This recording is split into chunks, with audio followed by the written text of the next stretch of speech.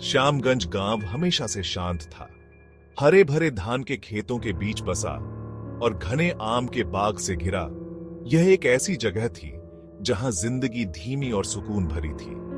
लेकिन हाल ही में गलियों और लोगों के दिलों में एक अजीब सा डर फैल गया था। इसकी शुरुआत फुसफुसाहट से हुई, परछाइयों में होने वाली बातचीत से। बुढ़े हरि की एक बकरी गायब हो गई थी, फिर 2 और बकरियां गायब हो गईं, जिनके पीछे बस एक हल्की सी गंध रह गई थी। प्रकृति के साथ तालमेल बिठाकर रहने वाले सीधे साधे ग्रामीण हैरान थे। उनके इलाके में फॉरेस्टी जानवर कम ही दिखाई देते थे और वैसे भी संघर्ष के कोई निशान नहीं थे, न खून न फर। ग्रामीण चिंता में डूब गए। अनजान होना खतरनाक था, खासकर ऐसी जगह पर जहां प्राचीन अंधविश्वासों का बोलबाला था।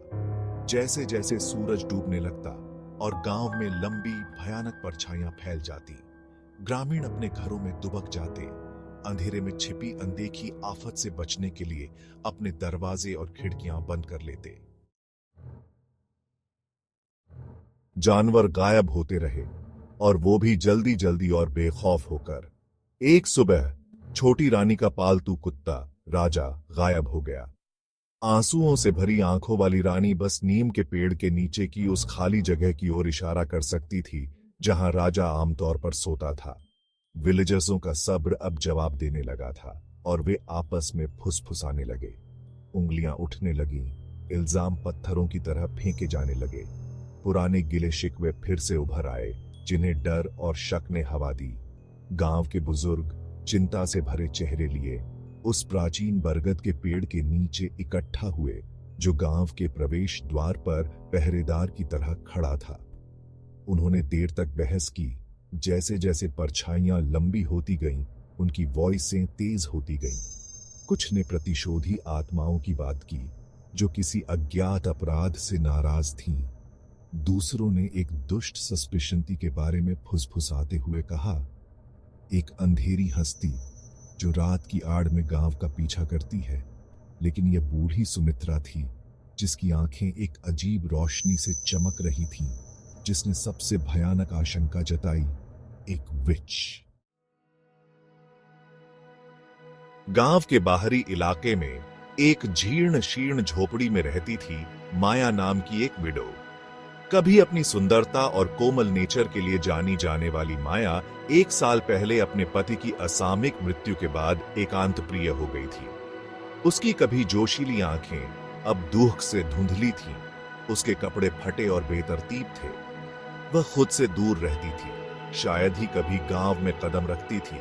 उसके एकमात्र साथी कौवे थे, जो उसकी झोपड़ी के बाहर नीम के पेड़ की शाखाओं से शोक से चिल्लाते थे। यह सुमित्रा थी, जिसकी आवाज सूखी टहनी के टूटने जैसी थी, जिसने सबसे पहले माया पर जादू टोना करने का आरोप लगाया था। उसने दावा किया कि उसने माया को रात में जंगल में घूमते हुए अपने आप में अजीबोगरीब मंत्र बुदबुदाते हुए देखा था।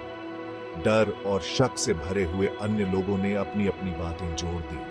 आधी रात को एक कर्कश आवाज सुनाई दी। माया की झोपड़ी से एक अजीब सी गंध आ रही थी। डर से भरे हुए ग्रामीण जल्दी ही सबसे बुरे को मानने लगे। उन्होंने माया की निगाहों से परहेज किया। उनकी फुसफुसाहट परछाई की तरह उसका पीछा करती रही। सुरेश, एक जवान किसान जो अपनी समझदारी के लिए जाना जाता था, ने शुरू में माया पर लगे आरोपों को बेतुका बताकर खारिज कर दिया। वह माया को बचपन से जानता था और उसने यह मानने से इनकार कर दिया कि वह कोमल दयालु महिला, जिसे वह एक बार जानता था, इतनी बुरी हो सकती है। लेकिन जैसे जैसे जानवर गायब होते रहे, सुरेश भी बेचैनी की बढ़ती भावना को नहीं झटक सका। उसने देखा कि माया, जो शायद ही कभी अपनी झोपड़ी से बाहर निकलती थी, जब भी कोई जानवर गायब होता था तो वह अजीब तरह से गायब रहती थी। एक रात जब सुरेश जाग रहा था, उसका दिमाग अनुत्तरित प्रश्नों से घूम रहा था, तो उसने अपनी खिड़की के बाहर से एक हल्की सी खरोंच की आवाज सुनी। वह उठ बैठा। उसका दिल उसकी छाती में जोरों से धड़क रहा था। बांस की पट्टियों के बीच से झांक कर देखा तो उसने चांदनी रात में एक आकृति को देखा। यह माया थी। उसकी पीठ उसकी ओर थी। उसकी बाहें एक अजीब लयबद्ध गति में चल रही थी। जैसे ही सुरेश ने देखा, उसके खून जम गया। माया अपने हाथों में एक छोटे से छटपटाते हुए क्रीचर को पकड़े हुए थी। ये एक बकरी थी। उसकी आवाज उसकी मुट्ठी से दब गई थी।